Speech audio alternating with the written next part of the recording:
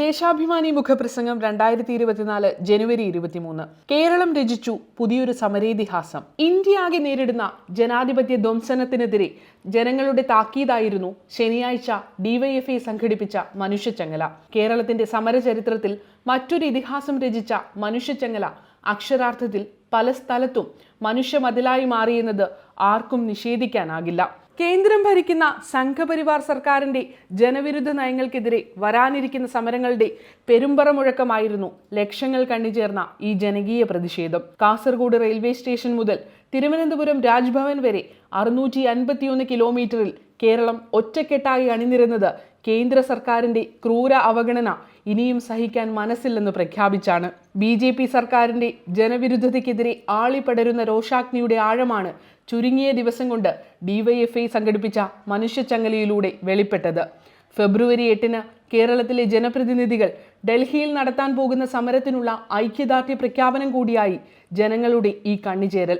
സംസ്ഥാനത്തിനെതിരെയുള്ള സാമ്പത്തിക ഉപരോധം, റെയിൽവേ യാത്രാ ദുരിതം, കേന്ദ്രത്തിന്റെ നിയമന നിരോധം എന്നിവയ്ക്കെതിരെയായിരുന്നു ഇനിയും സഹിക്കണോ ഈ കേന്ദ്രാവഗണന എന്ന മുദ്രാവാക്യമുയർത്തി കേരളത്തിന്റെ യൗവനം പ്രതിരോധം തീർത്തത്. ഇടതുപക്ഷം ഭരിക്കുന്നു എന്ന ഒറ്റ കാരണത്താൽ കേരളത്തിനെതിരെ കേന്ദ്ര സർക്കാർ സ്വീകരിക്കുന്ന പകപോക്കൽ നയം തികച്ചും ജനാധിപത്യ വിരുദ്ധവും ഫെഡറൽ തത്വങ്ങൾക്ക് എതിരുമാണ്. ഇന്ത്യൻ ഭരണഘടനയെ പോലും അംഗീകരിക്കാത്ത RSSന്റെ നിയന്ത്രണത്തിലുള്ള BJP ഭരണത്തിൽ ജനങ്ങൾ കൂടുതൽ ഭയചകിതരാണ്. ജനാധിപത്യ സംവിധാനങ്ങളെ തന്നെ ഇല്ലാതാക്കി ഏകാധിപത്യ ഭരണത്തിലേക്ക് നീങ്ങാൻ മടിക്കില്ലെന്നാണ് അവരുടെ ചെയ്തികളിൽ നിന്ന് വെളിവാകുന്നത്. ഒരു രാഷ്ട്രം, ഒരു മതം, ഒരു ഭരണാധികാരി എന്ന RSS ലക്ഷ്യത്തിലേക്ക് അതിവേഗം നീങ്ങാനാണ് അവർ ശ്രമിക്കുന്നത്. BJP സർക്കാരിന്റെ ജനാധിപത്യ വിരുദ്ധ നയങ്ങൾക്കെതിരെ ഇന്ത്യയിലാകെ പ്രതിരോധം ഉയർന്നു വരുമ്പോഴും നിർഭാഗ്യമെന്ന് പറയട്ടെ, കേരളത്തിലെ UDF അതിന് കുടപിടിക്കുകയാണ്. BJPക്കെതിരെ സമരം ചെയ്യാൻ തങ്ങളെ കിട്ടില്ലെന്ന് പരസ്യമായി പ്രഖ്യാപിക്കുന്ന പ്രതിപക്ഷ നേതാവാണ് നമുക്കുള്ളത്. കേരളത്തിന്റെ ന്യായമായ അവകാശങ്ങൾക്ക് യോജിച്ച സമരത്തിന് തയ്യാറാകണമെന്ന് മുഖ്യമന്ത്രി നേരിട്ട് അഭ്യർത്ഥിച്ചിട്ടും രാഷ്ട്രീയ തിമിരം ബാധിച്ച പ്രതിപക്ഷ നേതാക്കൾ അത് നിഷ്കരുണം തള്ളി. കേരളത്തിന്റെ താല്പര്യമൊന്നും ഇവർക്ക് വിഷയമല്ല. ഏതു വിധത്തിലും LDFനെ ഇകഴ്ത്തി കാണിച്ച് അധികാരത്തിൽ തിരിച്ചു വരാനാകുമോ എന്ന ഏക ചിന്തയിലാണ് UDFനെ നയിക്കുന്നവർ. കേരളത്തെ സാമ്പത്തികമായി ഞെരുക്കി വികസന പ്രവർത്തനങ്ങളെല്ലാം മുടക്കി ജനക്ഷേമ പദ്ധതികൾ ഇല്ലാതാക്കി ജനങ്ങളെ LDFനെതിരാക്കാമെന്ന ചിന്തയിലാണ് BJPയും UDFും. സംസ്ഥാനത്തിന് ലഭിക്കേണ്ട അർഹമായ വിഹിതം പോലും അനുവദിക്കുന്നില്ല. നികുതി വിഹിതത്തിലും പദ്ധതി വിഹിതത്തിലും അടിക്കടി കുറവ് വരുത്തുന്നു. കടമെടുപ്പ് നിയമവിരുദ്ധമായി തടയുന്നു.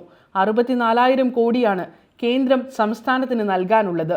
ഇങ്ങനെ എല്ലാവിധത്തിലും പകപോക്കുന്ന സാഹചര്യത്തിലാണ് സർക്കാരും ജനങ്ങളും പ്രതിരോധവുമായി തെരുവിലിറങ്ങുന്നത്. രാജ്യത്ത് ഏറ്റവും മികച്ച സംസ്ഥാനമാണ് കേരളമെന്ന് കേന്ദ്ര സർക്കാരിൻ്റെ വിവിധ റിപ്പോർട്ടുകൾ തന്നെ സാക്ഷ്യപ്പെടുത്തുന്നു. PSC വഴി ഏറ്റവും കൂടുതൽ നിയമനം നടക്കുന്നത് കേരളത്തിലാണ്. UPSCയുടെ കണക്കനുസരിച്ച് ഇന്ത്യയിലാകെയുള്ള നിയമനങ്ങളുടെ 46% നടത്തുന്നത് കേരള PSC ആണ്. കണ്ണഞ്ചിപ്പിക്കുന്ന വികസന പ്രവർത്തനങ്ങളാണ് കേരളത്തിൽ. 65 ലക്ഷത്തോളം കുടുംബങ്ങൾക്ക് 1,600 രൂപ ക്ഷേമ പെൻഷൻ നൽകുന്ന മറ്റൊരു സംസ്ഥാനവും ഇന്ത്യയിലില്ല. ഇതെല്ലാം ഇല്ലാതാക്കാനാണ് BJPയുടെയും UDFന്റെയും ശ്രമം. ഇതിനായി ഭൂരിപക്ഷം മാധ്യമങ്ങളും കൂട്ടുണ്ടെന്നതാണ് മറ്റൊരു വസ്തുത. ലക്ഷക്കണക്കിന് ജനങ്ങൾ കണ്ണിചേർന്ന മനുഷ്യച്ചങ്ങല മുഖ്യധാരാ മാധ്യമങ്ങൾക്ക് സാധാരണ വാർത്ത മാത്രമായി. പ്രധാനമന്ത്രിയുടെ റോഡ് ഷോയ്ക്ക് പേജുകൾ നീക്കിവെച്ച പത്രങ്ങൾ കേരളത്തിലെ ഭൂരിപക്ഷം ജനങ്ങൾ അണിനിരന്ന പ്രതിഷേധം ചെറിയൊരു വാർത്തയായി. കേരളം നശിച്ചാലും തങ്ങളുടെ രാഷ്ട്രീയ യജമാനന്മാരെ ഊതി വീർപ്പിക്കുക മാത്രമാണ് വലതുപക്ഷ മാധ്യമങ്ങളുടെ ഇപ്പോഴത്തെ പണി. UDFന്റെയും BJPയുടെയും മാധ്യമങ്ങളുടെയും എല്ലാ കുതന്ത്രങ്ങളെയും കേരളം അതിജീവിക്കുമെന്ന പ്രഖ്യാപനം കൂടിയാണ് മനുഷ്യച്ചങ്ങലയുടെ വിജയത്തിൽ കണ്ടത്.